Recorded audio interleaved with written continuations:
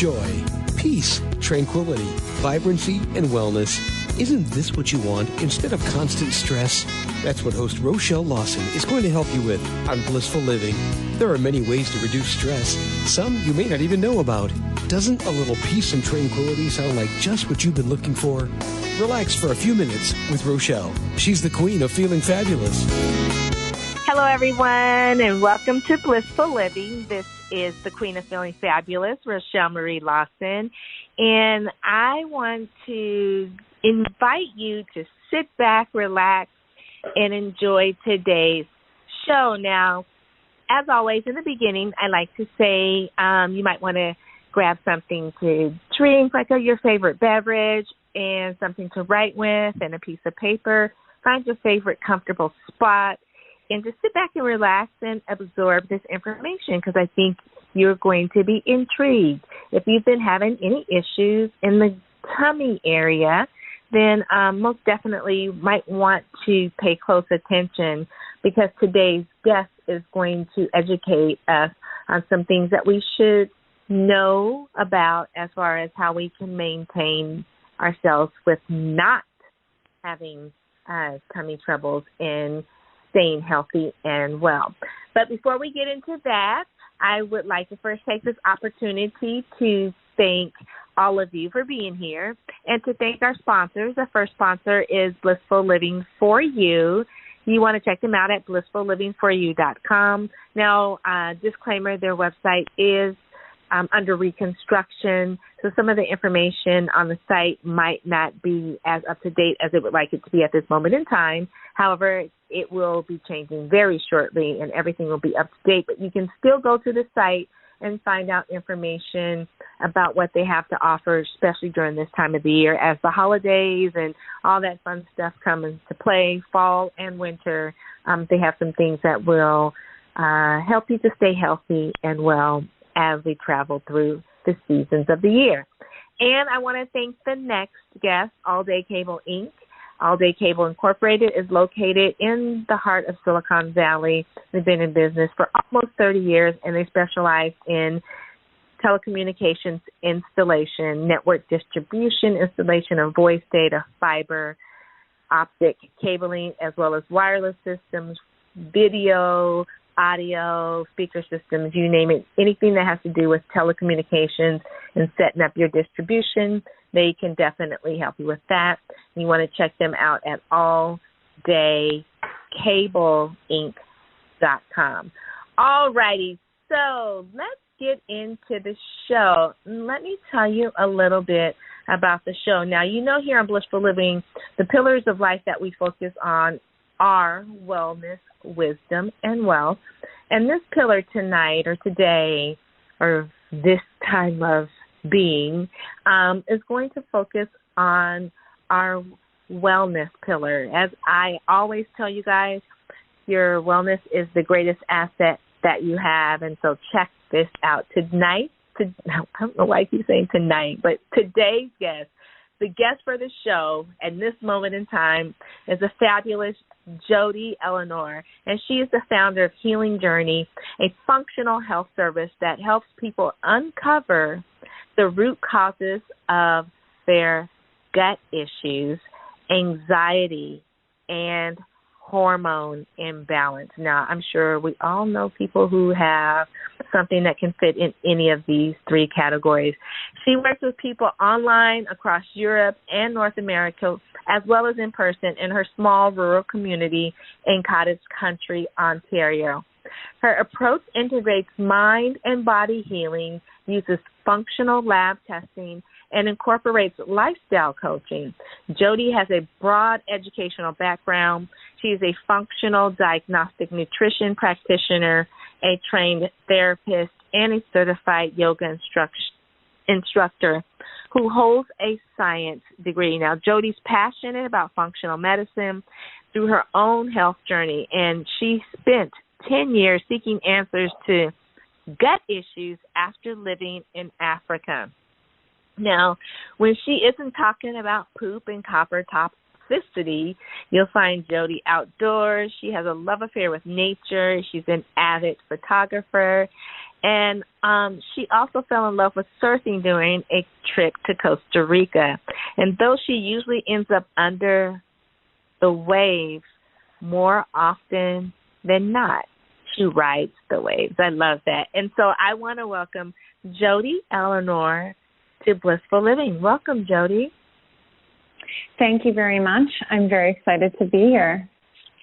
It's great to have you. It's always good to have someone that helps to educate everyone, all of us, about how we can improve our health and well-being. And so I want to jump in and give the listeners a little bit of a background with regards to, can you share with them what actually got you really into functional health and functional medicine? Sure. So I got into functional medicine through my own health journey, which actually started when we talk about gut issues as a child. So as a child, I had chronic stomach aches. My parents renamed the chronic stomach aches as tired stomach aches, and they would use it as an excuse to send me to bed. So the stomach issues started quite young. And I had yeast infections actually before menstruation, so about 8 years old. So there was definitely something going on from a young age. But as you mentioned, the challenges really started happening when I moved to Africa. So I picked up some sort of gut infection where I started having loose stools, and I wasn't digesting things properly, and as a result, had a pretty long journey of trying to find out what was going on. So I saw 5 naturopaths, 2 GI specialists, a family doctor, a dermatologist, an infectious disease doctor, and really hadn't gotten any answers at all. And that's when I found, and that's actually when I found functional medicine. So at that point, I'd seen so many different practitioners, and nothing had really given me answers, and someone had suggested, have you tried functional medicine? And at that point, I didn't even know what it was. Explain to the listeners, because we might be throwing in a new term for them. Explain to them, what exactly is functional medicine? I mean, it's a really great question because, when I came across functional medicine, I didn't know what it was either. And most people I tell about functional medicine now are like, what exactly is that? So functional medicine is a little bit different than conventional medicine because when we think about conventional medicine, it typically tends to eliminate the symptom no matter what the cost, right? So you go to your doctor, and let's say you have a gut issue and they're going to say to you, okay, well, let's take this medication to get rid of your, let's say it's diarrhea, right? And so you're going to go and have this medication to get rid of the diarrhea, but nobody necessarily asks, why do you have diarrhea in the first place? The goal is typically like, let's get rid of the symptom, and then we know that we've solved the problem, right? Does that sound familiar to you? Oh, yeah. We all know that's not the case. You're just getting rid of the symptom. The problem still exists, right? Well, and that's kind of what happened. So it reminds me of that fair game. Do you know whack-a-mole, where you have this hammer and you're trying to whack the mole that pops up out of the hole, and you whack it in one hole and it just kind of pops up somewhere else? And that tends to be what happens when we use a symptom management approach to our health issues, because we're going to get rid of one symptom, let's say it's diarrhea, and the symptom is going to pop up somewhere else, right? Because the body's trying to adapt. It's trying to adapt to what's going on. And so it becomes this vicious cycle of, taking medications for these side effects and not necessarily getting to the root cause, right? Right. So when we look at... Is functional medicine more geared towards getting to the root cause and eliminating the root cause? Or Exactly. Okay. Exactly. So that's, you guys out there listening, so that's again, the difference between quote-unquote Western medicine and functional medicine. Western medicine really is focused on the signs and symptoms, and functional medicine is, I would say, more of a preventative because it's focused on getting rid of the root cause so you don't have to deal with the signs and symptoms. Just wanted to get that clarified for you guys out there. So now you said that you were in Africa when you just really began having these challenges, and that you've been sick for quite a long time. Share with the listeners, how long had you been sick, and was there a specific person that led you to functional medicine, or you just started doing research and kind of led yourself on that journey to functional medicine?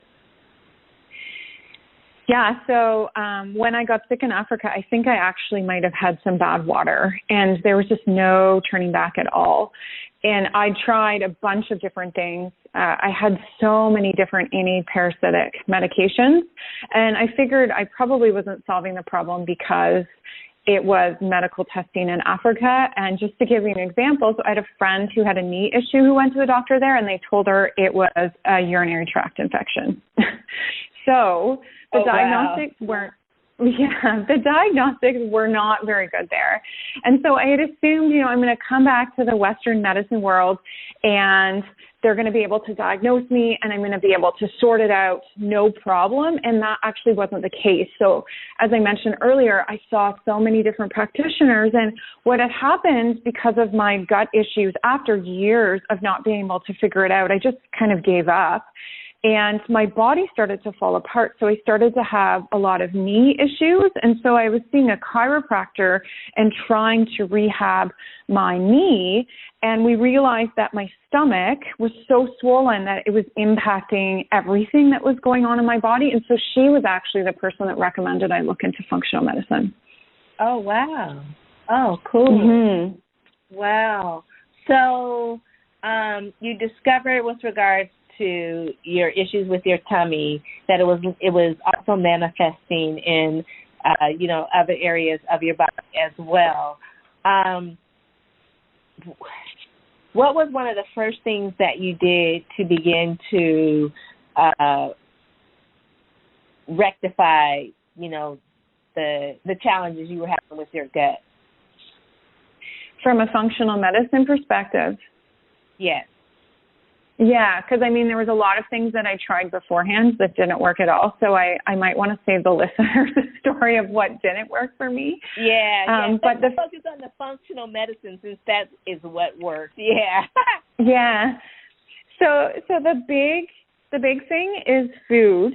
So that was something that I changed right away, because when we're thinking about a functional medicine approach, we're not just zooming in on one part of the body, whereas sometimes when you see specialists, you see a GI specialist, they're going to zoom in just on the gut. But we're going to look at lifestyle and sleeping and your stress level, as well as your eating, as well as any hidden infections that are going on. And so usually I start people off with gut health in terms of how your diet is. And that's exactly where I started. So it was eating a low inflammatory diet, which is often related to paleo. So I don't know if you've heard of paleo diet at all. Oh, yeah. I've heard of paleo. But, okay, again, for the listeners, because, I'm not sure, just briefly tell us, what is paleo? So paleo, paleo is gluten-free. It's typically grain-free, it's soy-free, it's legume-free, it's refined sugar-free, which sounds pretty intense. But what it's doing is it's incorporating whole foods. And the idea is that we're eating foods that our ancestors ate, because that's what our bodies are geared to make or geared to digest. And so often the foods that we cut out are very inflammatory. So when we think about grains, if you have gluten issues, sometimes your body confuses other grains for gluten, and so it can cause inflammation. Legumes have lectins in them, and lectins can be a problem for people that have gut issues. Sugar, I think pretty much everyone knows that sugar can cause issues with the gut. And so what it's doing is it's trying to give you a low inflammatory diet so that your system isn't very overwhelmed when you're trying to go through other forms of healing. Right. Okay. So there you guys, you have a little bit more education about what paleo is. So, okay, now let's go back to, so you started with, just eating foods that were more in line with what your body was desiring to be, to keep it healthy and well. But also, I know you had some issues, possibly with leaky gut. Can you share with the listeners exactly what leaky gut is with regards to people that have tummy troubles and suffer from challenges in that area? Yeah. So leaky gut, actually, a lot of symptoms can lead to leaky gut, not just stomach issues, but obviously stomach issues are the most directly linked symptom for leaky gut. So in order to understand leaky gut, you have to know a little bit more about how the gut works. So the lining of our intestines is only one cell deep. And these intestinal walls, they're joined by something called tight junctions. And so these junctions hold the lining of our cells together. So if you think about it, that's not very much between the outside world and what we ingest and our bodies, right? It's one cell deep. And so what happens with leaky gut is these tight junctions, the glue that kind of holds the cells together, they come apart, and literally the gut starts leaking so that what is in our stomach enters into our bloodstream. So this could be half-digested food particles. It could be pathogens that are getting into our bloodstream. It could be a whole host of things, and this causes a lot of inflammation and a ton of different reactions in the body that our body wasn't built to deal with. Okay. And so it's kind of, I guess you guys out there listening, maybe somewhat for a visualization of what leaky gut might look like for visualization. Maybe it's like something like a glass or something with condensation on the outside and because the stomach lining is only one cell deep, as that glue breaks apart, it's like the condensation that seeps through. Maybe like those plastic styrofoam type of cups if you have something that starts to get moist on the outside, but that would be similar to what leaky gut would be, and as that stuff gets moist and seeps into other areas where it should not be, it sets up other challenges for our bodies. So now, is leaky gut actually a scientifically, medically proven condition, or is it like what some doctors tend to say, well, it's all in your head, you have all these other issues and challenges going on with your health and well-being, and the symptoms that you're exhibiting that you may think is leaky gut is actually due to these other challenges. So what is your take on that? Is it, can you give the listeners information? Is it an actually scientific proven condition or something other? Yeah, I mean, that's a great question. Yeah, because I think for years, the natural health industry had touted this leaky gut theory, right?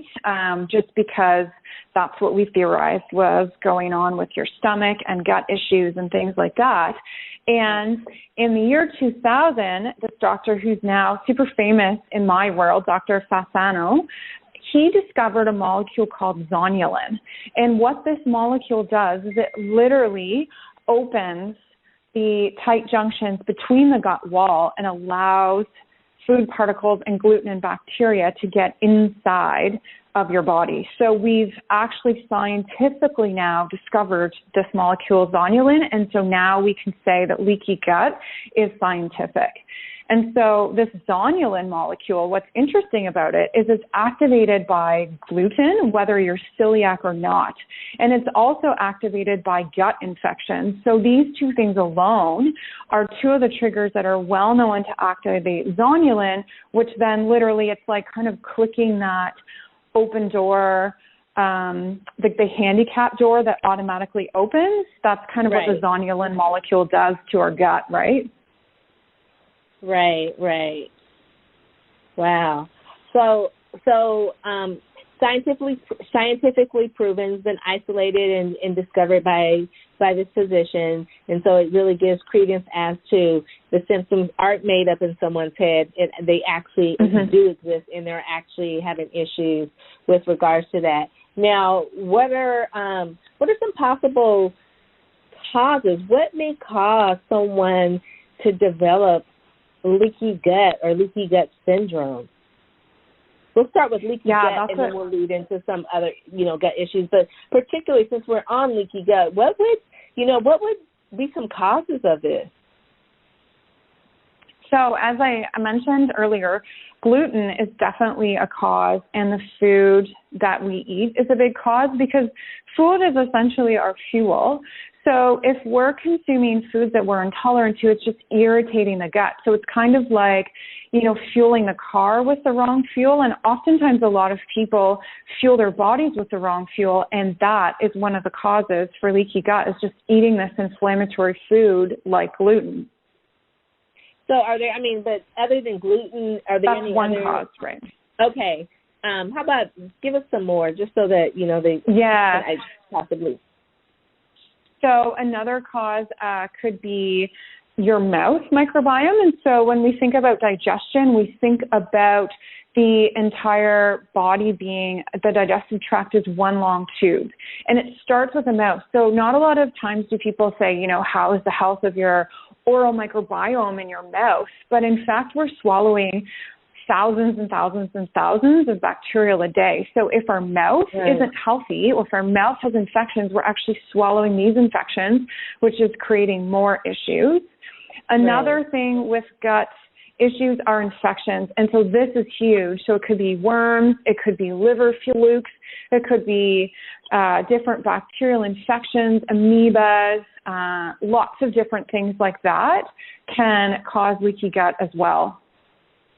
So you guys out there listening, pay close attention to what you intake into your body, and also don't just think of when you have tummy troubles that it's just in your tummy, because from the, as they like to say, from the rooter to the tutor, that's your whole digestive system. It's not just your tummy or your stomach or your abdominal area. It's everything. So your gum health plays an important role, because if you have bacteria and things growing around in your gums, you're swallowing that's going down into your, digestive, lower into your digestive tract. And if you have leaky gut, or you're prone to be predisposed to that, then guess what? That bacteria may now seep out into your bloodstream and go throughout your body and cause other problems.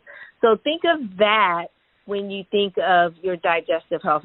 If I can impress anything more than what Jodie is saying, definitely that is one thing that sticks out in my head. Now, Jodie, with regards to these gut issues or these tummy troubles, because a lot of people do develop tummy troubles, and it's not necessarily related to gluten intolerance or gluten sensitivity or things of that nature.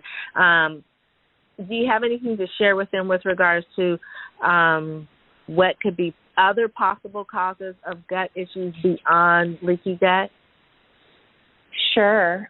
So actually Lyme's disease and tick-borne illnesses are something that have been recently connected to gut issues. So there's a few GI specialists in the States that actually speak to this, and it's a very new connection. But they're finding that it can attack central nervous system, and so as a result, it's attacking the stomach and the intestine enteric nervous system. And so that is creating other issues and bacterial infections in the body, because the stool can't move through your system properly. And so Lyme can actually be a hidden cause of gut issues. So what they're doing in these clinics now is that anyone who has unresolved IBS, or otherwise known as small intestinal bacterial overgrowth, anyone who has that they can't get rid of, they're actually testing for Lyme's disease, which I found fascinating.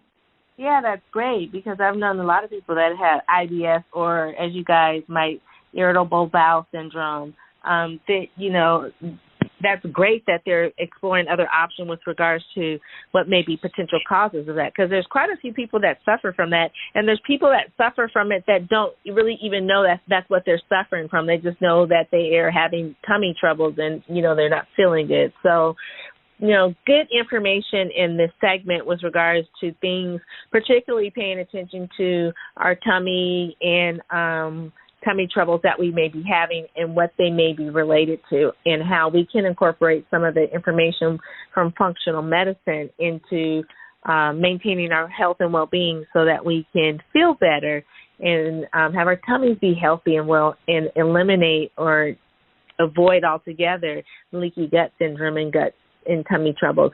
Now, with regards to mineral... go ahead, Jodie.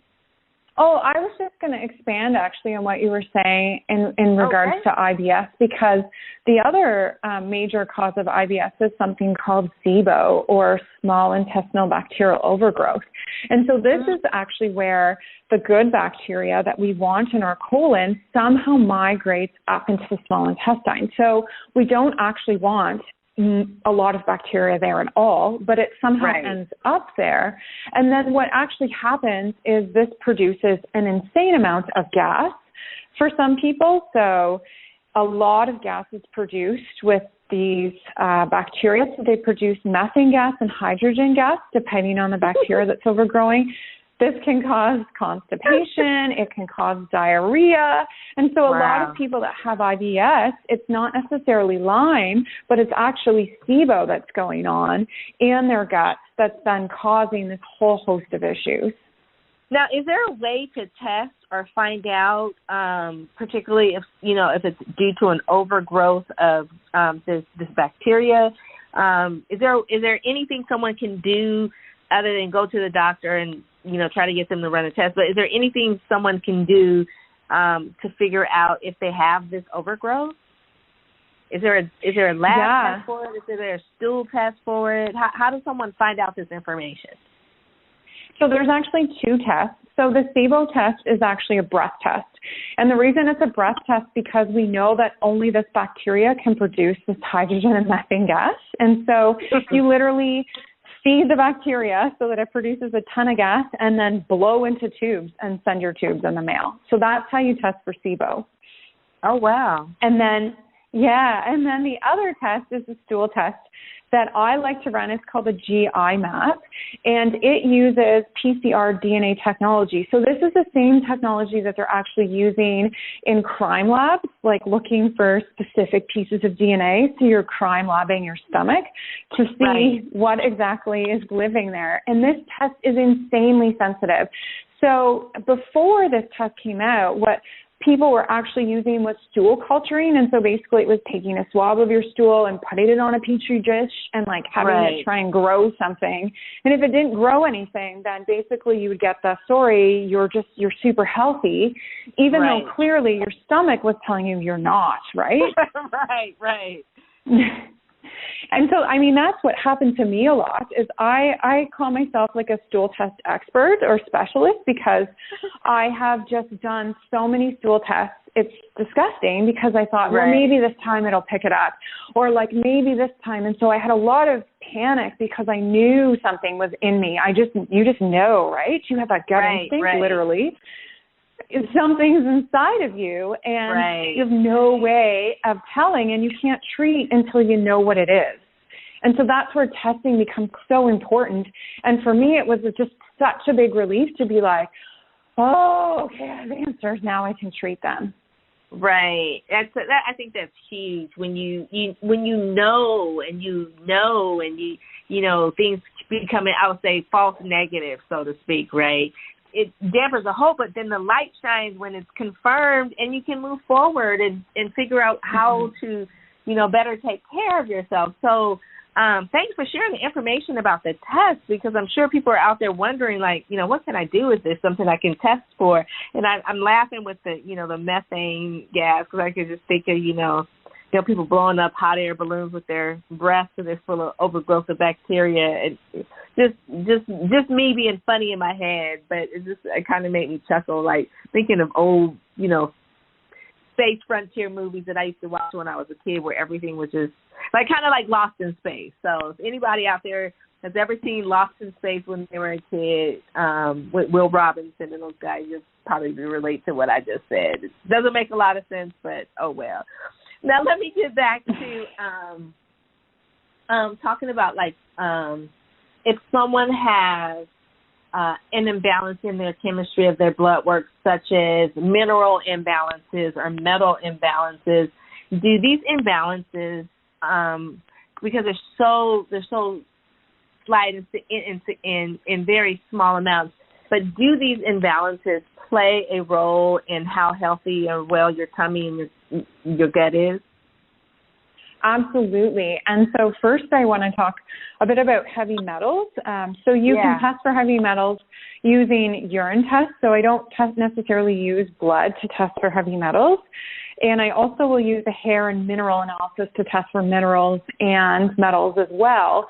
And this is super important because often the worms in our body or the parasites in our body are actually feeding off the heavy metals. And so it's actually somewhat of a protective relationship. So when we think of worms living in our body, I mean, you just want to get them out of there, and you think it's so disgusting.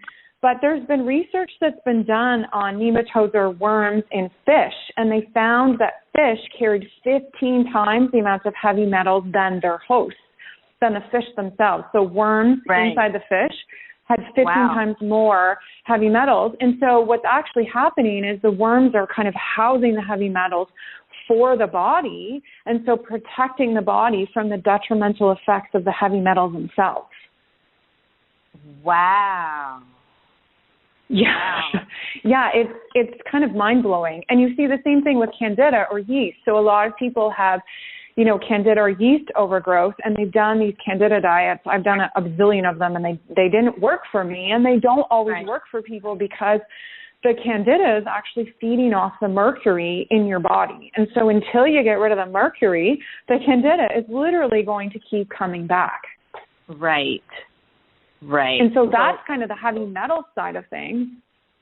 Wow. Okay, so with regards to minerals, there's also when we're talking about minerals, just to give people right concept of what we're talking about, what specific minerals in the body where if they're off and if there's an imbalance can possibly lead to, gut challenges, just so people can have a little bit more concept of what we're talking about here. Yeah, for sure. So there's a couple of minerals that I like to focus on. So one is copper. So copper toxicity is actually massive, especially in women today, and it's associated with high levels of estrogen. And so a lot of women, let's talk about the 1970s when they ran hair and mineral analysis. About 40 to 50% of test results were coming back as copper toxic. And now we're seeing about 70 to 80% of test results coming back as copper toxic. So huge. But just to clarify, it's not necessarily... So your blood work may come back normal, but your hair and mineral analysis likely will not. So the blood wants to stabilize things. So it's going to push things out into the hair or pull it out of the cells depending on what's going on in the body so the blood can stay stable. So that's where you start to pick up clues about if there's an overabundance of certain minerals or a deficit in certain minerals is when we look at the hair. And so that's why I love looking at people's hair. Looking at them on their head, but obviously analyzing what's going on in their hair, right? Right. No, it's a lot of information that can come off a strand of hair with regards to a lot of, discovering health challenges or getting to the root cause of some health challenges, why that might be exhibiting based on what you're saying. what's in the hair, genetic DNA information. There's all kind of stuff that, we just take for granted when we're losing that hair and that brush or on the floor or wherever that, is just hair loss, but it actually holds a very, very valuable piece of information with regards to, how healthy we are. And now there's technology that can actually test it to a level that we could never have imagined in the past. So that's super exciting for you, and plus super exciting for the patient, that's going to find out more about what is causing their challenges when it hasn't been working to find out through the traditional methods. So very, very cool. Now, you mentioned something, oh my gosh, I just came and lost it. Could it be about copper toxicity? No, it was something you said before that. The hormonal imbalances. Mm-hmm. How significant is it that, quote unquote, us women, we do have more hormonal challenges than, I would say, guys, but how significant is the hormonal challenges that we go through play a role in our tummies and how good we feel in that, in our digestive tract? Yeah, so actually, oftentimes I'll see the reverse happen. So where stress in the stomach is going to cause so much stress internally in the body that the body starts focusing all of its energy on managing the stress through the adrenal glands. And as a result, production of hormones becomes completely skewed. And so you'll see some people that'll be incredibly estrogen dominant, meaning they have higher levels of estrogen than progesterone, or you'll see some people like myself that have been completely tanked in estrogen because my gut hasn't been able to absorb the right nutrients needed to make the estrogen. Mm-hmm. And so often it's the gut that will actually cause the hormones to go haywire. And I know there is, but I want to say, is there a test or something that we can do to find out if our challenges with our tummy is related to the hormonal imbalances that we're experiencing? Too much estrogen, not enough progesterone, not enough estrogen, too much progesterone. Is there a test that we can do to find that out? Yeah, for sure. There's a test called the Dutch test. And so I am in love with this test as well. I'm pretty much in love with all the tests I offer, if you can't tell. So this test looks at a whole bunch of different markers. So one thing that it looks at is, your level of sex hormones, but then it also looks at how you're breaking down your sex hormones. So estrogen, I know, is a hot one because this can put you at risk for increased gut issues if you're not detoxing estrogen properly. It can cause skin issues, but the big one is that it can cause cancer for people if it's not being broken down properly. And so this test will actually show you how your estrogen is being broken down, if your body's able to clear it, or if it's causing issues in your gut potentially, or if it's going down cancer-causing pathways, which is huge to me. It adds so much information in addition to, the mammogram you can get. I think doctors should be doing these hormone tests on people and saying, hey, you're detoxing down super unhealthy pathways. You might want to address that. I think you're actually, you bring a good point up. And if there's any physicians listening, take this to heart. We love what you do, but also there's always room for improvement in all areas. And so if the physician, when you go in for your yearly or every 2-year checkup, where they do this, the cervical, you get your pap smear, so you do the cervical swab, you get your mammogram, you get your breast exam. Rarely, actually, none of the times in the last 30 years plus, have I ever had anybody have part as a routine checkup for their women's wellness type of thing, any hormonal testing or anything like that, right? Mm-hmm. If they add that one additional component to the mix, then you give the woman pretty much a full spectrum of what's going on with her with regards to her reproductive system and how things are affecting her body and her wellness. That could be huge for, preventing cancers that might be harboring in the body, precancerous stuff, tummy troubles, all kind of things that, you know, sometimes because these tests are not done, these symptoms, these illness challenges get treated not correctly. So I think that would be huge, and I'm sure you would agree with that if they just add that one component to women's health, look how much more we might be able to prevent some of the things that happen that are actually now somewhat preventable. And I think you raise a really key point, which is the word prevent, right? Conventional medicine often, you know, their role right now is, you know, disease care. So when your body is in this disease state, then they treat the disease. But oftentimes once the body gets there, the system is so unbalanced that it's really hard to undo the disease. But you didn't just go from being healthy to hopping over this big entire gap. Right. To being disease state. There's this whole level in between of, you know, pre-disease that we can prevent.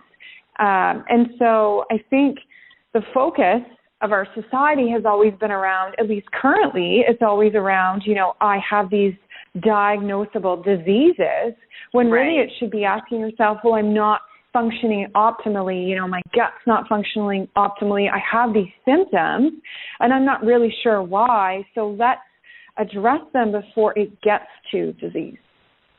I agree. I mean, very, very well stated. And again, anybody who's listening to my show, if you've been a long-time listener or if you're new, then you know. Well, if you're new, you don't know, but if you've been a long-time listener, you know that I always say we don't have a health care system. And I know you're not in America, Jodie, but we don't have a healthcare system here in America. We have a sick care system here in America because if we had a healthcare system here in America, then we would be having all these preventative things in place that prevent all of the stuff that's happening rampantly and that has escalated, I want to say 500 times in the last 30 years with some of these disease processes have escalated, not gotten better, gotten worse, but yet we have more technology, more information, more education, more knowledge, and why are things getting worse? So we don't have a healthcare system. We don't have preventative medicine here. We have a sick care system, and if you want to get preventative medicine, you have to explore other options such as functional medicine and the things of some of the, you know, holistic aspects of medicine that are available and being brought to the forefront in our society today. So with that being said, I'm just going to get off my soapbox, but if you're new to the show, just pay attention to your health and well-being. You're the greatest advocate for your health and well-being. And it's people like Jodie that comes on the show and brings you a wealth of information that you will never, and I capitalize that with 15 exclamation points after it, you will never get this information from your primary care provider or anyone else, not unless they are an advocate for functional or integrative medicine and they actually practice it themselves. So just saying. So be an advocate for yourself. Find out as much as you can and manage your health and well-being so that you are healthy and well and not managing sickness, illness, and disease challenges. Now, Jodie, with regards to, you know, we kind of talked about the gut health and the gut challenges and kind of dived in a little bit about the hormones, which is great because I think we all need to know that. And I think people should ask for specific tests or go get these kind of tests done. But, you know, we also kind of began the show with regards to, and I'm just doing a full circle back, with regards to some terms that people are familiar with particular, I want to say, diets or ways of eating. And one of them is the whole gluten thing. Now, do you think that the sensitivity and the gluten intolerance, because it has definitely increased over since I was a kid, do you think that that has a lot to do with the way the food is today versus back in the day? And I'm going to stop right there because I have a second part to that. Okay. Yes, I do actually. So I think what has happened is that we have crossbred gluten to the point where the body doesn't necessarily recognize it anymore. So this isn't genetic modification. This is natural crossbreeding. And if you look genetically at the gluten that we have in North America, it's actually very, very different than the wheat and gluten that they have in Europe. They're very, very different. And the other thing is that we are spraying our wheat with glyphosate or Roundup before we're harvesting it. And as a result, it might be completely organic up until that point, but it's allowing for a faster harvest. And so now we're getting this overload of these toxins on our wheat right before it's going to our bodies. And so this, they're theorizing, is potentially one of the reasons that we're seeing huge amounts of gluten sensitivity with people today and huge reactions to gluten. Yeah, I can attest. When I was a kid, my body tolerated gluten a lot better than what it does now. I mean, I wasn't gluten sensitive or anything when I was a kid, and I know that when I was a kid, the way the wheat and stuff was harvested back then, it's totally different today. I know it's a total different process, right? But I have and there's actually. Oh, go ahead. No, go ahead. Yeah, go ahead. I was just going to say there's actually a study that was done where it took samples from the U.S. Air Force in 1948 to 1954, and then it matched them to people in 2009 from the roughly same age and same health. And the study found that the rates of celiac disease were 4 to 5 times bigger now than they were 50 years ago. Oh, I believe it. I mean, it's just the way everything is more and more faster, and it's just, and then the stuff they're using and so on and so forth. Okay, so now we've got a little background back with regards to gluten, and, it really is a real problem in today's society and really real symptoms that manifest from this. So it's not going to be a fad. It's not a fad thing. It's not something that people are making up. People really are having intolerance to gluten, just like people have intolerance to lactose. I want to ask you, with regards to lactose and gut troubles, do you think there's a correlation with regards to that? And what are your thoughts with regards to the whole lactose intolerance thing? Yeah, so lactose intolerance actually is definitely linked to the gut.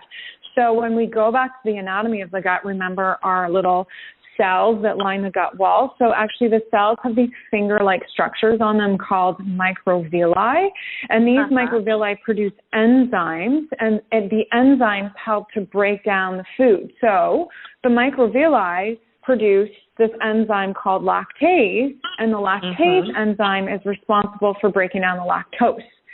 Now, what happens when your lining of your gut becomes destroyed because of eating crappy foods or gut infections or toxins is that these finger-like structures kind of melt away. So it's kind of like coral becoming, bleached. We're kind of bleaching our stomach microvilli, so then we're not producing this lactase, and then we become lactose intolerant. Oh, okay. Thank you. So it actually it's a real thing. It really happens, and I can see how it can transition into someone's lifetime, period over, whatever, especially if they're having gut challenges, right? Exactly. I mean, some of it is genetics, but then there's a portion of it that's basically related to the health of your gut. And so sometimes when people heal their gut, they can reintroduce dairy back in, and their body's able to tolerate it, maybe even just in small amounts, whereas when they're sick, they can't. Right. Gotcha. Okay, thank you for sharing and enlightening on us. So that's always a question, and it seems to correlate that people that do have tummy troubles do have challenges processing lactose. That's in, dairy products, so to speak, and just wanted to see if there was a correlation, what your thoughts were behind that, and, thank you for sharing. Now, one other thing you mentioned, and I know it's going to kind of freak people out, and I know about it, but it's kind of funny when people first hear about there could possibly be, critters inside of us, like worms and these things could actually be, feeding off of, things that help to build our bodies and make us strong. And they can actually be growing inside of us, and we could have them, and they can be causing challenges in our tummy, and we don't even know it. Can you share some words of wisdom with regards to the worms that might be inside of us, how possibly they get in there, and if there's anything we can do to ever get them out of us to stop us from having the tummy challenges?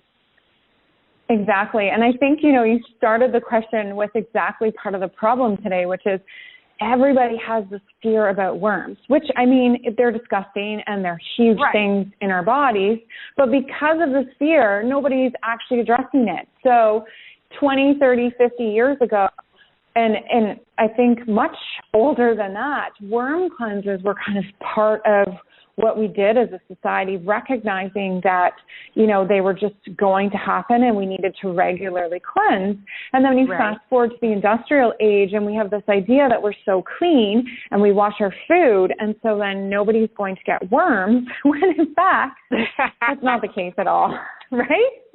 Right. Worms are part of nature, and nature is going to affect us no matter how hard we try. And so what happens is we have a society that's walking around full of worms, I'm sorry to say, and nobody knows it. So I actually had a client of mine, she came to me for skin issues. So she had bad acne and no GI issues whatsoever. And I actually thought, okay, maybe she's just minimizing her symptoms, because I got her test results back and she was full of worms and full of parasites and, had gluten issues and all of these other things. And she actually had no GI issues to show it. Her only example of that was, the skin symptom, which was her body telling her, hey, something's not right. But she had gut to feel. And so her stomach wasn't telling her about this. And so, that's one thing to think about is, have you done a worm cleanse? And should you maybe look into it? Because regular testing is done by the conventional doctors up until, the GI map came out. You couldn't test for worms unless you did the tape test, which viewer discretion here, but you'd tape a piece of tape across your bum hole, and literally if there was eggs on the tape, that's how you knew. And that used to be the only way to tell. Wow. Nobody's really going to do that, right? Right. It's kind of funny, but you're right. No one's really going to do that. There was no way of testing. Now, is this something that someone could ask the doctor? Can you wait a minute. Let me start back. Is there? I'm sure you have a specific test, like you said, that you share with your clients. Now, is there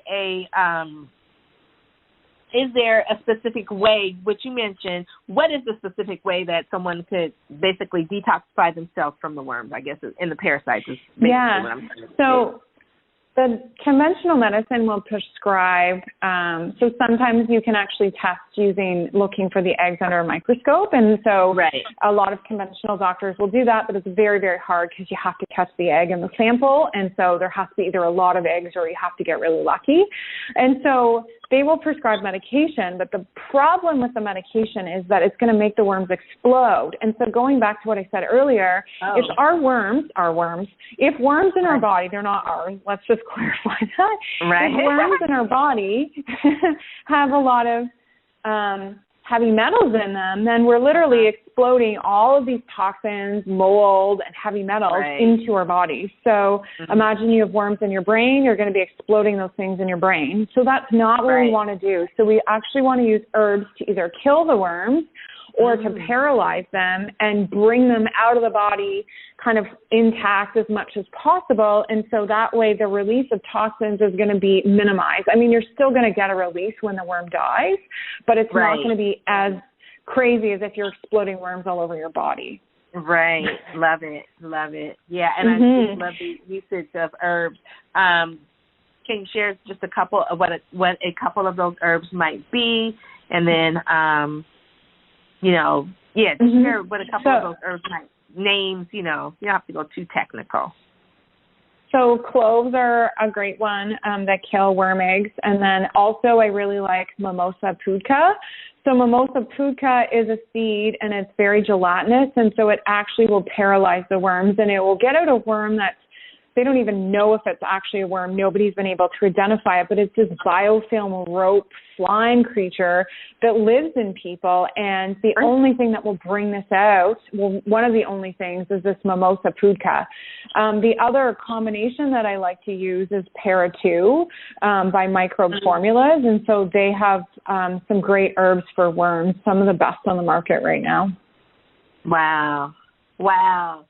Well, we covered a lot in our show today, and hopefully you guys took notes and it piqued your curiosity as to, tests that are available, Jodie's wealth of information behind just all the challenges that could be causing gut issues and tummy troubles and, how it affects our hormones and just a wealth of information with regards to just the different processes that have taken place over time with regards to the way our food is processed, what functional medicine is, and how possibly it can help you. And just because we focus on gut health in today's show does not necessarily mean that is what all functional medicine does. It doesn't.